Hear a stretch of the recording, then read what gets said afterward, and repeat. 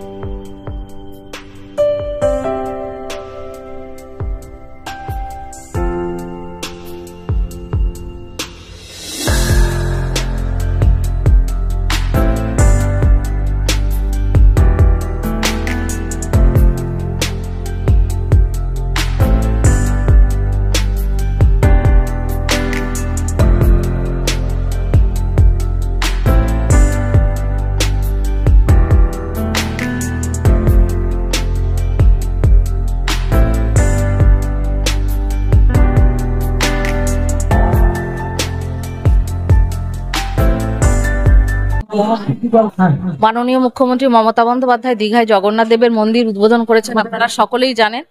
সেই প্রসাদ আমাদের বিধাননগর কর্পোরেশনে এসে পৌঁছেছে।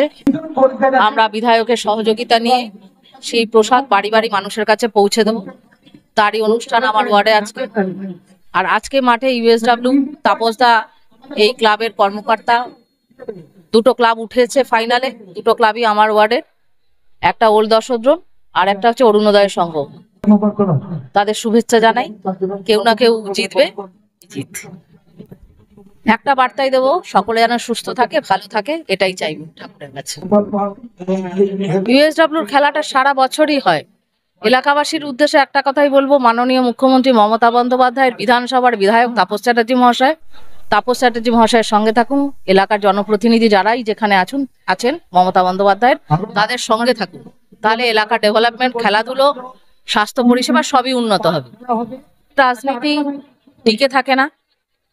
আমাদের কাছে হিন্দু, মুসলিম, খ্রিস্টান, জৈন সকলেই সমান। আমরা সকলকে নিয়ে চলি। আমার এলাকাও এমনই একটা এলাকা যেখানে হিন্দু মুসলিম পাশাপাশি ঘরে বাস করে। সুতরাং ধর্মের রাজনীতি দিয়ে 2026 সালে কিছু করা যাবে না। মমতা বন্দ্যোপাধ্যায় জয় সর্বত্র। আমরা শুধু জেতার অপেক্ষায় রয়েছি, কবে আবার নতুন ভাবে আবারও মুখ্যমন্ত্রীকে মমতা বন্দ্যোপাধ্যায়কে দেখব। 21শে জুলাই প্রত্যেকবারের মতো এবারও উৎসবের মেজাজে হয়, কিন্তু খুব দুঃখজনক ঘটনা। আপনারা প্রত্যেকেই জানেন 21শে জুলাইটা কেন করা হচ্ছে। এটা শহীদ দিবস তৃণমূল কংগ্রেসের। শহীদদের প্রতি শ্রদ্ধা জানিয়ে আমরা প্রত্যেকেই ধর্মতলায় যাই। এলাকায় মানুষ খুঁজে পাওয়া যায় না সেদিন, কারণ সকলেই ধর্মতলায় থাকে। মুখ্যমন্ত্রীর বার্তা, অভিষেক বন্দ্যোপাধ্যায়ের বার্তা শোনার অপেক্ষা। যেহেতু 26শে নির্বাচন, ওনারা পথ দেখাবেন, আমরা সেই পথে চলব। ইউনাইটেড স্পোর্টস ওয়েলফেয়ার অ্যাসোসিয়েশন মানে নারায়ণপুর অঞ্চলের 1 থেকে 5 নম্বর ওয়ার্ড, উত্তর দমদম পুরসভার 16 নম্বর ওয়ার্ড, এই 6টা ওয়ার্ড নিয়ে আমাদের এলাকা নিয়ে আমাদের এই সংগঠন। 55টা ক্লাব, 56টা ক্লাব এর সঙ্গে যুক্ত আছে। আমরা প্রতি বছর ফুটবল, ক্রিকেট, ক্যারাম এবং আপনার হচ্ছে সাংস্কৃতিক প্রতিযোগিতা এগুলো করি। এবছর আমাকে টার্গেট মহিলাদেরও প্রতিযোগিতা করে, লুডো প্রতিযোগিতা ইত্যাদি করা এবং আগামী দিনে কোচিং অতীতে আমাদের ক্রিকেট কোচিং ক্যাম্প ছিল। পঙ্কজ বলে একজন প্লেয়ার, তিনি আমাদের রঞ্জি ট্রফিতেও খেলেছেন। ফলে এখানে খুব সুন্দর এই প্রতিযোগিতা। বিশ্বকাপ দেখছেন এত আনন্দ উচ্ছ্বাস, যে ক্লাব জেতে সেই ক্লাব বিশ্বকাপ চ্যাম্পিয়ন হওয়ার মতো, এলাকার সেরা টিম হিসেবে খুব সুন্দরভাবে প্রতিযোগিতা হয়। আমি এই প্রতিযোগিতার অনেকদিন ধরেই সভাপতি এবং আমরা এটা প্রসার করার জন্য ব্যাপারটাকে রাখি। সুন্দরভাবে সফল হলো, সুন্দরভাবে এবার সর্বাঙ্গীন সুন্দর হয়েছে। মাঠে একটু ঝামেলা ঝঞ্ঝাট হয়নি, খুব সুন্দরভাবে খেলা হয়েছে এবং সব থেকে ভালো লেগেছে দশরথন ব্যায়াম সমিতি ওল্ড, তারা জিতলো। সমস্ত উদীয়মান খেলোয়াড়রা, নতুন প্লেয়াররা উঠে আসলো। 9 নম্বর এবং 11 নম্বর প্লেয়ার দশরথনে আমাদের মন কেড়েছে। আগামী দিন তারা নিশ্চয়ই আর ওইদিকে অরুণোদয়ের সঙ্গে অনেকগুলো হেভিওয়েট প্লেয়ার ছিল। যে কোনো কারণে চিরকাল সবার যায় না, নতুন ছেলেরা উঠে আসবে, এটাই হচ্ছে কামনা।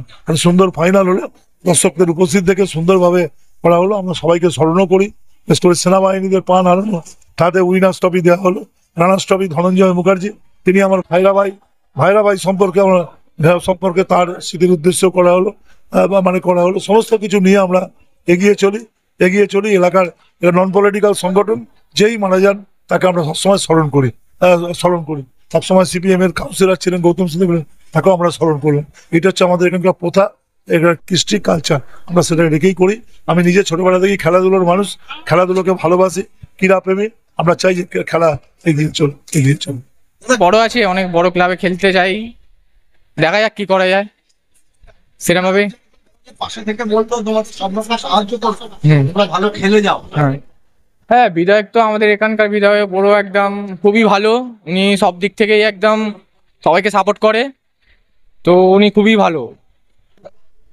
এখন আমি আছি হচ্ছে বেলঘড়িয়াতে আছি এখন। আজকে ভাষা হারিয়ে ফেলছি, কেননা আমাদের এই টুর্নামেন্টটা তো 39 বছর ধরে চলছে। যে আমরা যখন শুরু হয়েছিল তখন আমাদের এখানকার কিছু বিশেষজ্ঞ মানুষ ঠিক করেছিলেন যে আমরা ক্লাবগতভাবে খেলাটা পরিচালনা যদি না করে, চলো একটা সংগঠনভাবে যদি খেলাটা পরিচালনা করি, একটা দায়িত্ব নিন, তাহলে চলো আমরা সেই ব্যবস্থা করি। এবং সঙ্গে সঙ্গে তখন পঞ্চায়েত থেকে আমাদের সবাই মিলে ঠিক করা হলো তাপস্যার যে যোগ্য মানুষ, তার কাছে যদি এই খবরটা পৌঁছে দিতে পারে তাহলে কিন্তু আমাদের সমস্যার সমাধান অনেকখানি হয়ে যাবে। এবং তখন থেকেই মাত্র 15টা ক্লাবকে নিয়ে আমাদের ইউএসডব্লিউ পথ চলা এবং তাপস্যার যে নেতৃত্বে আজকে দেখতে দেখতে আমাদের অঞ্চলে ক্লাব সংখ্যা 56টা। এই 56টা ক্লাব ইউএসডব্লিউকে নিয়ে আমরা গর্ব করি। বিশ্বাস করুন আজকে সত্যি ভালো লাগছে, এই করোনার পরে আজকে 2025 সালে এইরকম বিপদগ্রস্ত অবস্থা থেকেও আমরা যে এখান থেকে আনন্দের এক রাস স্ফুরণ পাচ্ছি, আনন্দ যে করতে পারছি খেলাধুলার মাধ্যমে, সত্যি এটা তাপস চ্যাটার্জি ছাড়া সম্ভব নয়। ইউএসডব্লিউ কে তিনি যে কোন উচ্চতায় পৌঁছেছে ভাবতে পারেন। একটা 8 কাঠা জমি, যে জমিটা ছিল একটা মুসলিমদের সম্পত্তি, সেখানে একটা হিন্দু পরিবার দীর্ঘদিন ধরে 25 বছর ধরে পুজো করে আসছে, কিন্তু সেই মাঠটা এখন যেহেতু জমি জায়গার দাম বেড়ে যাওয়ার মাঠটা মুসলিমরা বললো আমরা ছাড়বো না। তাপস চ্যাটার্জি এমন একজন মানুষ, তাপস যে ম্যানুপুলেশন পাওয়ার অত্যধিক ভালো। ও যে কোনো মানুষকে, যতই বিপদগ্রস্ত মানুষ হোক, যতই তার বিরুদ্ধে কথা বলুক না, সেই মানুষটার সঙ্গে যদি একবার তাপস চ্যাটার্জি কথা বলেন, তাপস চ্যাটার্জি মনে করেন ওই লোকটাকে তার নিজের অনুকূলে নিয়ে আসবে, এবং সেই ক্লাবকে, সেই মুসলিম সম্পত্তিটাকে তাদের সমস্ত লোকজনকে বসিয়ে রেখে তাদেরকে দিক নির্দেশ করলো যে ঠিক আছে, তোমাদের আমরা 35 লক্ষ টাকার বিনিময়ে এই ক্লাবটা তোমাদের দেবো, এবং এই জমিটা ওই ক্লাবের হাতে তুলে দেবো। 16 নবপল্লী ক্রীড়া চক্রের এই মাঠ কেনার জন্য উদ্যোগ শুরু হলো। গত 2 বছর ধরে উনি কি করলেন, উনি কিন্তু 5টা প্রমোটার ধরতে পারতেন, প্রত্যেকের থেকে 2 লাখ 3 লাখ 4 লাখ করে নিয়ে টাকা তুলতে পারতেন, কিন্তু উনি করলেন না। কারণ এই অঞ্চলের প্রান্তিক শ্রেণীর মানুষদের তাপস চ্যাটার্জি ভীষণভাবে পছন্দ করেন। এই মানুষদের প্রত্যেকটা ভালো কাজের সঙ্গে এদের যুক্ত করাটা তিনি প্রয়োজন মনে করেন। তাই এই অঞ্চলের প্রত্যেকটা ক্লাবকে যুক্ত করে তিনি আবেদন করলেন। আমরা হেসেছিলাম, সত্যি এটা সম্ভব। তিনি বললেন আমরা প্রত্যেকটা ক্লাবে রক্তদান করে আমরা একটা ইতিহাস সৃষ্টি করব। বিশ্বাস করুন 2 দিনে আমাদের 29টা ক্লাব একসঙ্গে 3,500 রক্ত, আমরা প্রায় 2 মাসে সেই রক্তদানটা 5,000 বোতল রক্তদান সংগ্রহ করি, এবং সেখান থেকে 20 লক্ষ টাকা আমাদের আয় হয়। এই 20 লক্ষ টাকা, তারপরে উনি ভাবলেন এতেও যখন অর্থের সংস্থান হচ্ছে না, 3-4টে এখানে বাজার বসে, সেই বাজারগুলোকে তিনি নিজে প্ল্যাকার্ড ঝুলিয়ে কমিশনারদের দাঁড় করিয়ে দিয়ে মাইকের সামনে ভিক্ষাবৃত্তি করে যে তিনি বলেছেন যে আপনি বাজার করুন, কিন্তু আপনি সক্রিয়ভাবে কাউকে 100 টাকা দিতে পারবেন না, কিন্তু আপনার এই সম্মিলিত 100 টাকায় 1000 টাকা হয়ে আমরা একটা মাঠ কেনার জন্য সহযোগিতা করব। সেখান থেকে আমরা বাজার থেকে আমরা 3 থেকে 4 লক্ষ টাকা তুলি। এরপরেও যখন প্রয়োজন হয় যে মন্দির কমিটি, মসজিদ কমিটি, পাড়া কমিটি, 217 বাস ইউনিয়ন, অটো ইউনিয়ন থেকে শুরু করে আমাদের সকলকে নিয়ে এবং প্রত্যেকটা ক্লাবকে আবার আর্থিকভাবে সহযোগিতা করবা, যে 2000-5000 টাকা বেঁধে দিয়ে আমরা সেই ক্লাবটাকে আজকে 2 বছর পাকাপাকিভাবে আজকে 37 লক্ষ টাকার বিনিময়ে খরচা তুলে তাপসদা আজকে একটা ইতিহাস সৃষ্টি হয়েছে, যেটা পশ্চিমবঙ্গে পাওয়া যাবে না। সব দিকে ক্লাব দখল হচ্ছে, সব দিকে জায়গা দখল হচ্ছে, আর এখানে তাপস চ্যাটার্জি এই কথাটা শোনাও পাপ। আজ প্রত্যেকটা ক্লাবের, আমি তো বলি আজকে আমার পাশের তরুণ সঙ্গের জন্য একটা 9 সাইড মাঠ করে দিয়েছেন, একটা জায়গা পুজো হতো না, সেই পাশের একটা জমি সেই ক্লাবের জন্য করে দিয়েছেন। আমি জানি, আমি দর্শকদের ব্যায়াম সমিতি, এখানে প্রত্যেকটা ক্লাবেরই নিজস্ব জায়গার যদি সন্ধান দিতে পারেন, তাপস চ্যাটার্জি সেখানে দাঁড়িয়ে সেই ক্লাবটার জন্য একটা সারা জীবনের সম্পদ তৈরি করেছেন। তাপস চ্যাটার্জিকে মাপা যাবে না, তাপস চ্যাটার্জিকে মূল্যায়নই করা যাবে না, তাপস চ্যাটার্জিকে কি দিয়ে ব্যাখ্যা করবো ভাবা যাবে না। এরকম মানুষ আমরা মনে করি এই শতাব্দীর সেরা মানুষ। আমরা এমন একজন, অনেক বিধায়ককে পেয়েছি এই 63 বছর বয়সে, কিন্তু তাপস চ্যাটার্জির বিধায়ক যে আমাদের অঞ্চলের হতে পেরেছে, এটা আমাদের গর্বের শেষ নেই। আমরা প্রতি মুহূর্তে এই আস্বাদনটা পেতে চাই।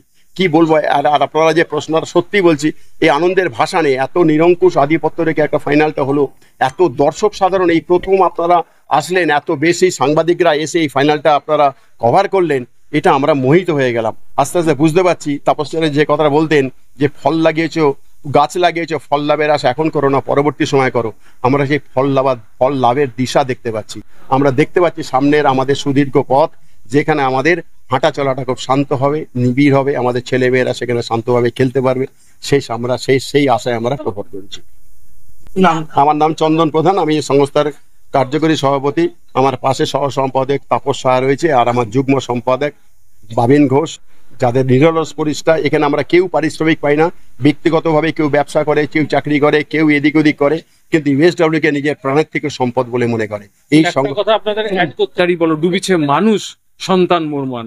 আমরা এটাও পাচ্ছি না যে প্রাণের পরশ, যেটা শুধু মনে রেখো যে আমাদের প্রাণের পরশ যেন আমরা উপরের থেকে পাই। রবি ঠাকুর এটাও বলে গেছেন। তো এই মহাপুরুষদের আমরা শুধু এইভাবে বললে হবে না, চর্চা করতে হবে এবং পরিবেশ দিতে হবে। যা আমরা, চন্দনদা 63 বছর, আমারও 55 বছর, এবং আমরা বুড়ো আছে তাপস সাহা, এরও প্রায় 50-56 বছর, কিন্তু আমরা কি করতে পারি? আমরা এককালে চুটিয়ে খেলাধুলো করেছি। চন্দনদা বিখ্যাত একজন অঞ্চলের খেলোয়াড়, আমরাও আমাদের সাধ্যমতো সব খেলা খেলেছি, কিন্তু আমাদের তো একটা ভবিষ্যৎ প্রজন্মকে পরিবেশ দিতে হবে।